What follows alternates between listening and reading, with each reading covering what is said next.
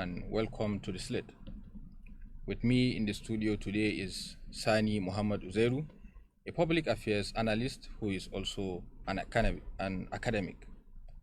You're welcome, sir. Thank you. Thank you. How do you assess the conversation around the 2023 elections?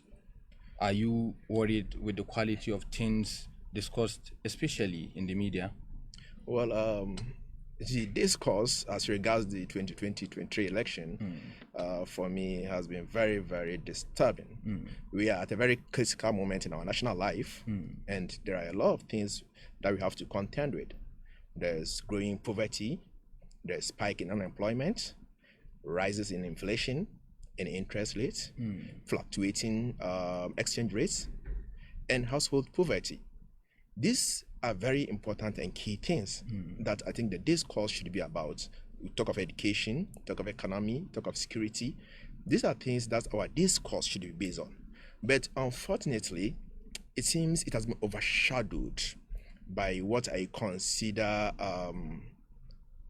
things that are not essential, actually. And when you look at it today, when you buy a newspaper or you tune into a radio station, you find out that what's being talked about is religion, about religion, ethnicity. People are talking about Muslim ticket. People are talking about the president coming from one side of the country, and the party chairman of one particular party also coming from the same part of the country, and the BOT chairman. You see, we have to stop all this and look towards development. How can we develop? How can we move forward? What are the plans? What are the manifesto of these people that are coming out?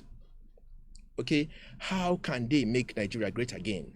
Get these people to lay their vision and tell us how they are going to make the country again. Because at the end of the day, religion will not put food on the table for you and I to eat. Neither ethnic sentiment and what have you. So I think it's about time we change the discourse and direct it towards developmental issues. Okay, issues that affect you and I, issues that have to do with the growth of the country. Yeah. So for me, I'm really disturbed, and I wish we can just turn things around for the better. Well, beyond all that, do you think we are investing adequate attention to the subject of economy, security, power, etc., with respect to our leading candidates and their parties? Yeah, of course.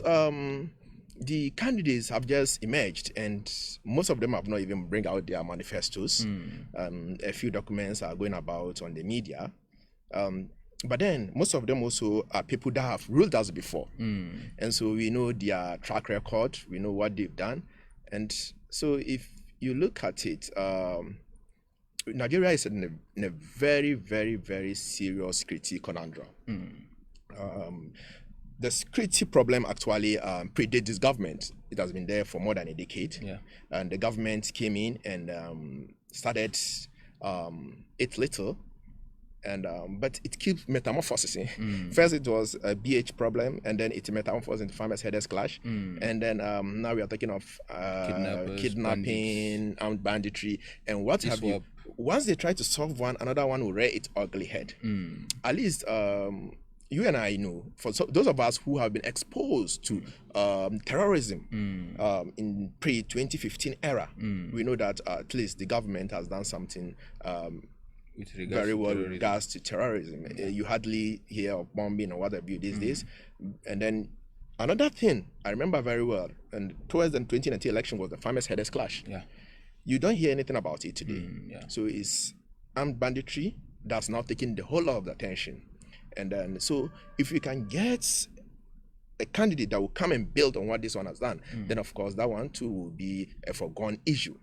So when you look around, for me, Atiku actually has not ruled the state, has not been exposed to administrative, what should I say, executive power. Yeah. Okay, so you cannot say much about him. And when you look at Konkoso, of course, Konkoso was a governor in Kano during his second term. He did massively well, but his interest was rested more on education and infrastructure, and one or two infrastructures that you see in Kano. When you look at someone like Tinubu, during his era, Lagos was a very chaotic state. If you have been in Lagos pre-1999, you will know that it's a very, very chaotic state. So if you go to Lagos now and you see how Lagos have been re-engineered to a very calm, beautiful city, which now boasts as one of the best cities in the world, then you can give thumbs up to him.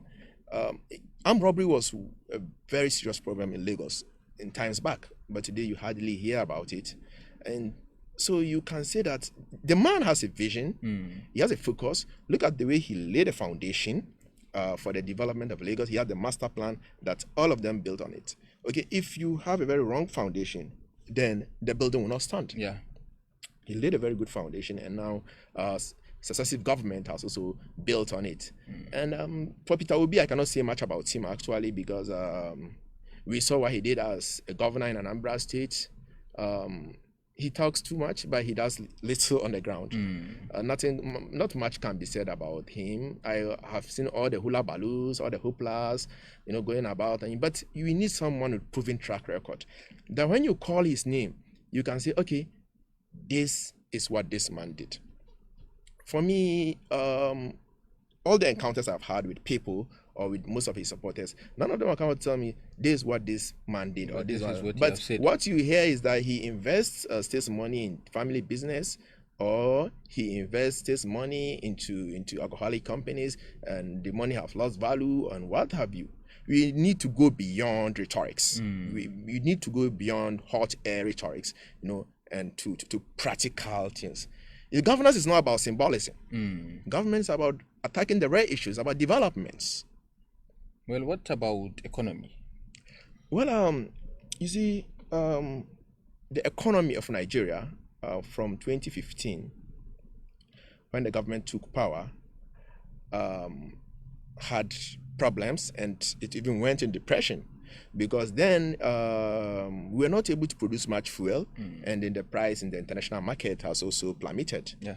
And so we had problems with a plan the government came with. Okay, so it has to now look into other sectors of the economy to revamp it. Now it came up with what we call the economic development and growth plan, recovery and growth plan, with a hope of revamping the economy. And but then somewhere along the line, COVID also came. Yeah, COVID has a very, very negative effect on economies around the world. Now, if you look at the macroeconomic indices around the world, you'll find out that most of the biggest economies were affected by COVID. Look at the last time I read in the news that China. Not even China, UK was going into recession. Oh. And so the problem of Nigeria's economy, you cannot look at it in isolation. You have to look at it in a broader picture, okay, of global macroeconomics. So, but the COVID came, and it had a problem on the economy. Then now we have the Russian-Ukraine war that's also threatening most economies around the world, and the world is at the verge of even suffering from food insecurity. But the government, I would say, is still doing its little to revamp the economy. They are trying to stabilize the exchange rate. Some weeks back, it's the way the exchange rate was fluctuating was, alarming. Yeah. But they are now putting up measures to. But then what we need to do is that we have to resuscitate our manufacturing industries, because we are, our exports is not enough to give us that balance of payments, and most times we are in a balance of payment deficit. So we need to resuscitate our manufacturing industries so that we can produce much, and then we can achieve economies of scale. And when we are able to achieve economies of scale, definitely inflation will fall. Okay? Yeah. When inflation falls, then people will be able to, the purchasing power of people will increase. Now, when the purchasing power of people increase, the pressure on I think on our naira or dollar, I think, will reduce. Yeah. So the government has to revive the industries. We have to diversify in it true means, not just in just talking about diversification, but we really have to diversify. And one thing we have to do, if really we have to improve, also build infrastructure, because you cannot No economy can grow beyond its what? Infrastructure. It's the infrastructure that have the economy. Now you are running a business. There's no power. There's no water. There's no road. There's no telecommunication. No rail. So it's really going to affect businesses. So for the economy, I think what the government has to do now is to revive the manufacturing industry, and also it will reduce unemployment, and it will stimulate jobs. Well, on this regard, how well do you assess the performance of the current government on infrastructure? Well, on infrastructure, I think that's where its strength lies. It has done so much on infrastructure.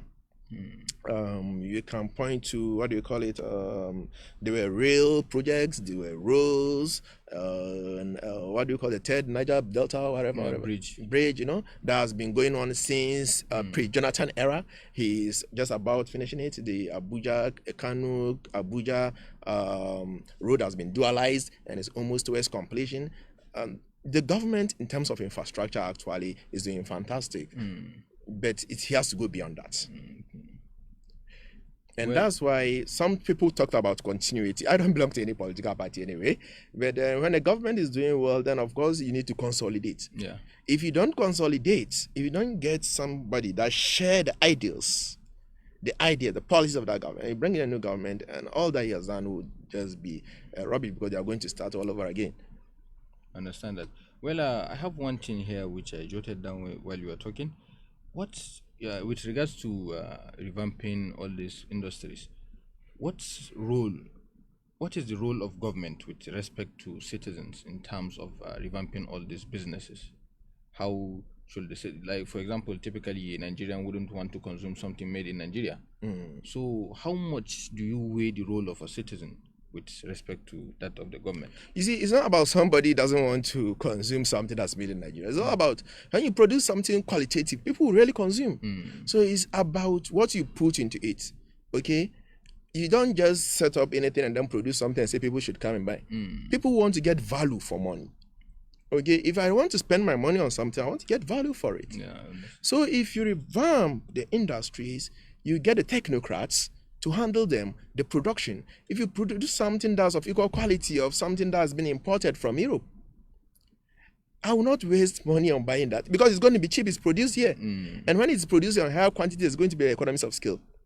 So it's about producing quality things, because everyone wants to have value for money. Okay, what do you project in terms of education if whatever government comes from 2023? Well, our education sector is in a very serious crisis. When you go to other countries, okay, education is a contributor to the economy. Some countries like Cyprus, in fact, depend on education. You get about 1,000 students. And if you see, some people have to look through the windows. Yeah. How do they learn? So we have really serious problem, and the government, I don't think, need to start producing or building new universities. Let's focus on the existing ones. Let's expand them. Let's make them viable. Okay, so that whoever passed through the universities, of course, you know that really this is a university graduate.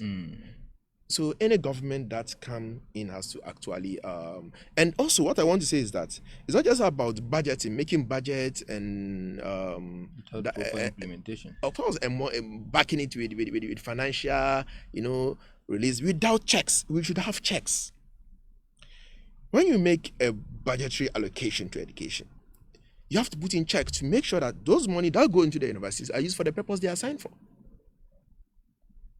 Then on this, because okay, we have today in our universities, you go into the university, you see projects, and you begin to wonder, how did even projects? Because the integrity of the projects are even questionable, and they tell you that billions of money, hundreds of millions of money have been invested into producing the projects, and you begin to wonder, where, how. So we should also have that checks, and balances, as it were.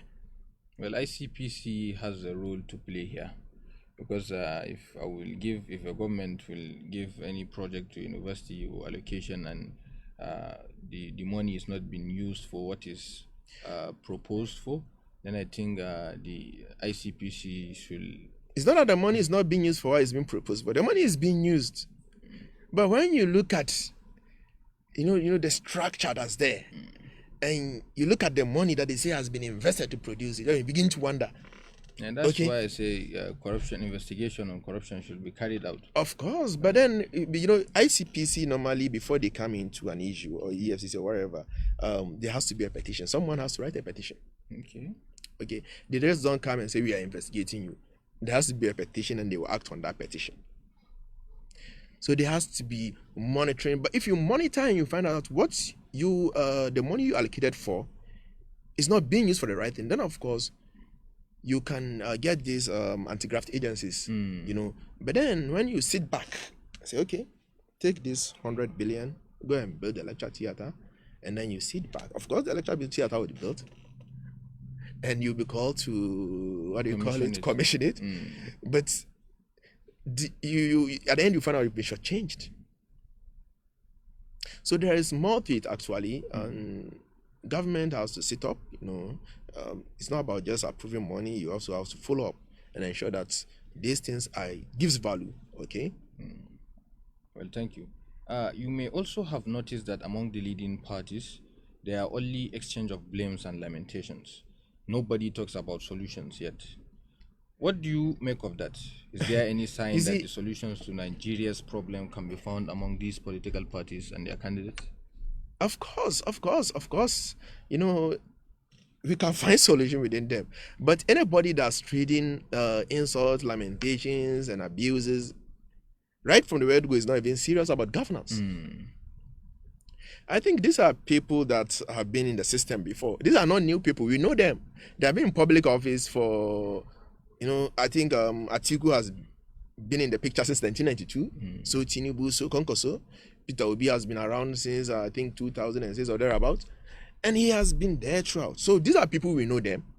Okay? So when anyone comes to trade blame, instead of providing alternatives, then of course he's not even ready for governance. We have the solution among these people.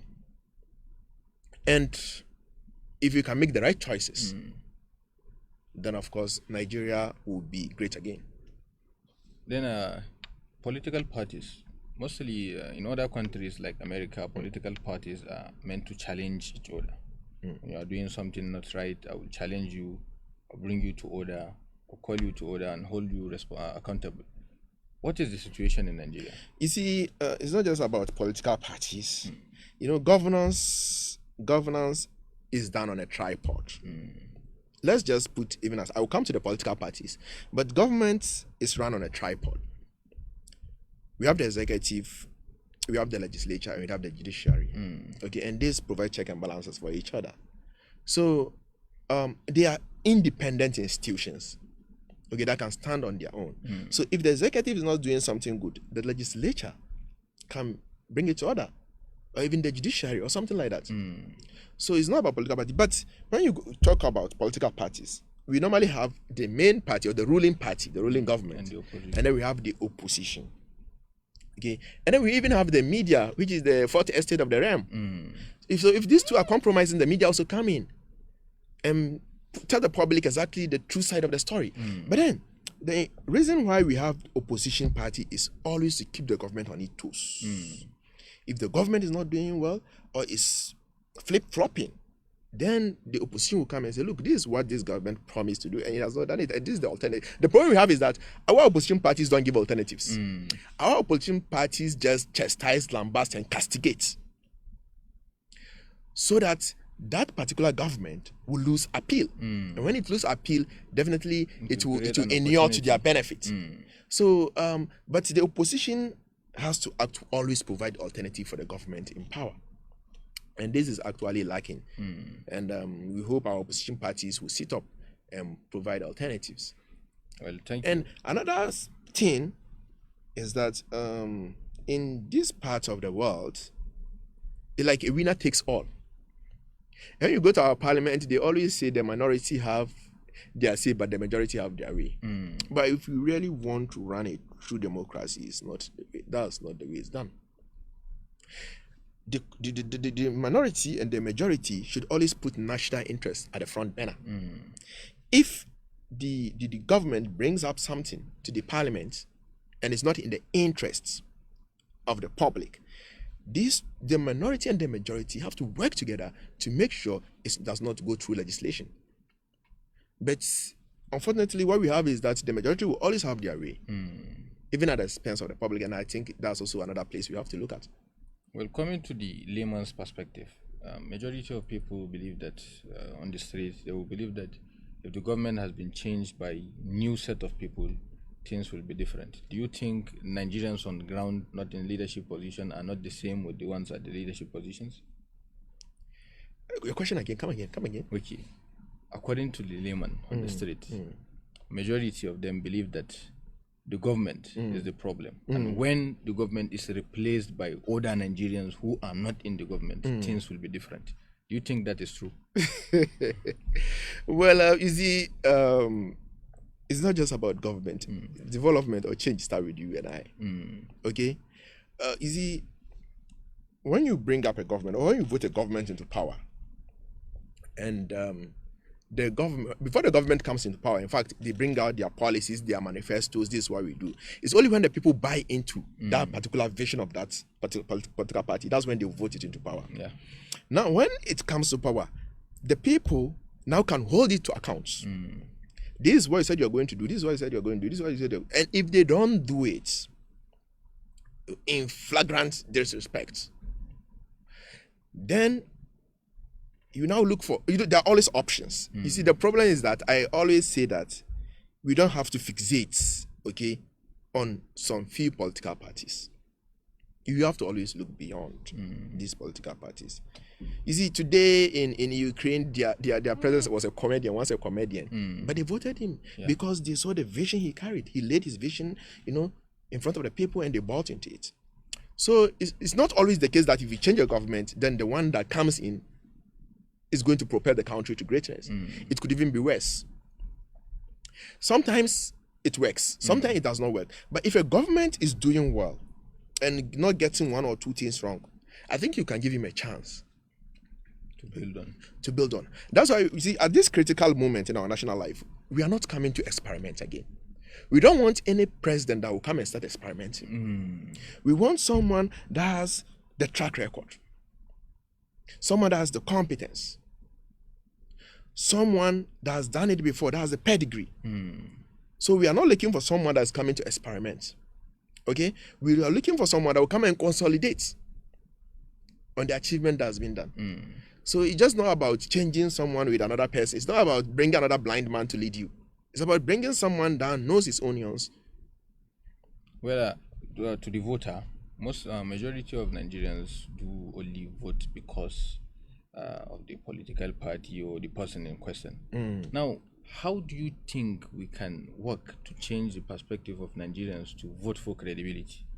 Okay, to change the narrative. Yeah. Well, it's not just Nigeria. I think this is a global perspective. When you go to America, you find out there's Republicans, there are the Democrats. When you go to the UK, you find the Labour, the Conservatives, and what have you. Even in our neighboring countries, here you go to Ghana, you find the NPP, you have the NDC. So it's not really a problem that we have APC and PDP. Okay, these are the parties that have structure all around the countries, the strongest parties. But then we can look beyond them. That's our main problem is the problem of unemployment, the problem of poverty. Okay, and when people are poor, they will not even have time to think and reason. Okay, you can always buy their conscience. So I think it's still early days. The educated ones, of course, will sit down, analyze, and say, this is the person I want to vote. But then there are some people that don't have time to do that because they are thinking of what to eat a day. So I think it's going to take a long haul before we come to that point. But at least we are working towards that because regardless of the fact that the discourse today has to do with religion, ethnicity, but there are some crop of people that are talking about competence. Okay? People will come out and say, this is what this person did, this is what he did, this is what he did. Okay, there are some crop of people. And I think with time, the narrative will change. Well, did you also notice that we all focus so much on the presidential elections rather than, for instance, the governorship election, the senators, and what have you? Whose decision really affects us directly? And why is that in your thoughts? You see, the problem is that we are not even running a true federalism. If we're running a true federalism, I think this will be taken care of. You see, our system of democracy is more of a unitary than even a federal system, because the closest to you is the local government chairman, Yeah. then the governor, then maybe the president. So president is at the extreme end. So if we have to bother about people, okay, that rule of ours, we have to start thinking about a qualitative local government chairman that buys into our views and aspirations, okay, that cares about the development of our communities. Then we could talk about the governor of a particular state, then before we come to the president, because power revolves within these particular groups. But the problem is that our federalism is faulty. We are running a very faulty federalism. It can be best said that we are running a confederal system instead of a federal system. The kind that is run in Belgium. Okay, so our attention is always on the president. But it's not just about the president alone. The constitution has made provisions for the government, for the local government chairman. And in most cases also, these governors don't allow local government chairmen to do their work. Local government chairman. Of course, even the allocation sometimes does not get down to the local government level. You know, the state governors hold it, and so we see Nigeria is a country that has a very stubborn citizen. Very, very stubborn citizen. And so mostly the attention is on a very strong, presidential candidate. That's why our focus is always on the president. But if our governors will sit up and do what they are supposed to do, nobody will talk about the president. Very little attention will be given to the president. You see, in some countries, the president normally take care of foreign affairs, military, and safety and security, and maybe the economy. All other things are left to the governors. All other things are left to the governors. I understand. And so I think it's about time we tweak our federal system to refocus it in the true sense of federalism. Oh, well, you as... But the problem is that we have a history of military government. So I think this is what do you call it? There is this hangover from that military era. Military governments normally are unitary governments. So we seem to think that the civilian government are also like the military government, not knowing that there is a change. The civilians normally run a federal system, whilst the military normally is a unitary system. But we are that hangover from that military era is what is making our attention focus on the president rather than other structures of the federal system. As an educator that you are, a facilitator, what are you doing to change the mindset and narrative of these stubborn citizens of the country that you mentioned? You see, the multi-billion-dollar question is, what's the number of the population? Okay, how much of the population are even educated? You see, the number of the population that do not have access to education are much, much more higher than those that have education. But that's not the issue. Okay, if we can educate the very few that we come into contact with, of course, they can also go down the ladder and educate the very few that don't have access to education. You see, for me as an educator, when I always have access to my students, I always try to inform them, okay, to advise them on developmental affairs, on issues about the economy, on issues about the country, on how they should go about their life in a way that can contribute, that can make them useful to themselves and useful to the country as well.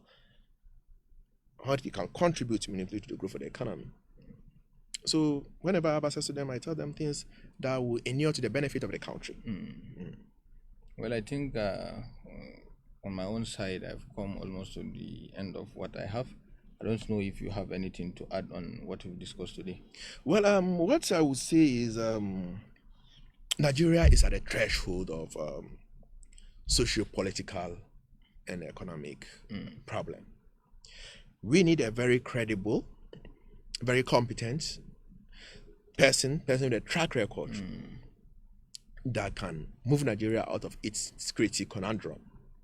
We need someone that can revamp our economy, someone that understands monetary policies, okay, so that he can be able to stabilize our exchange rates, reduce our interest rate, reduce the inflation rates, okay, industrialize our economy, and diversify the economy in the truest sense of it. We need someone that has interest in education, someone that can revamp and revitalize our education sector so that it will be, it will also contribute to the GDP of our country. We need someone that can also help and revamp our health sector so that health tourism will become a thing of the past. Recently, one of our senators went to the UK and he's been imprisoned. If we have a very proper functional health system, I think he will not go there. Yeah. But I think this is something that should also, it's an eye-opener, should be an eye-opener to our politicians, okay, to help. And then we also need a very sound infrastructure. No economy grow beyond this infrastructure. We need constant power supply to drive our economy. We need good roads, good rails, telecommunication systems. And one thing I would also like to say is we need to also consolidate on the modest achievements this government has made in agriculture. Because agriculture was once the mainstay of our economy. Yeah. And so we need to really consolidate on that. Because now the world is moving towards food insecurity. This is the time we have to focus on agriculture. We should not wait for Ukraine to bring wheat to us, to ship wheat to us. I think we have enough arable lands to build. And so I think we have to focus on those things. Well, thank you for this honorable opportunity. We are looking forward to more of it in the future. All right, thank you very much. Thank you for joining us, to everyone out there. See you again next week, Tuesday. Have a great weekend.